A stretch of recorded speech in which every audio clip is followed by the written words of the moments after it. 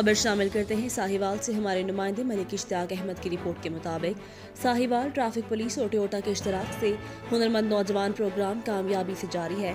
District traffic officer doctor Asif कमाल ने GCT college में हुनरमंद प्रोग्राम में ज़ेर तरबियत तलबा से मोटर कार और LTV का इम्तहान लिया और कामयाब होने वाले तलबा को मुबारकबाद दी।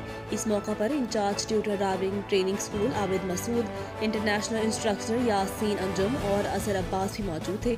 उन्होंने कहा कि हुकूमत के हुनरमंद प्रोग्राम के तहत ट्रैफिक पुलिस टोयोटा के साथ मिलकर तलबा को बेहतरीन ड्राइविंग की तरबियत फराहम कर रही है।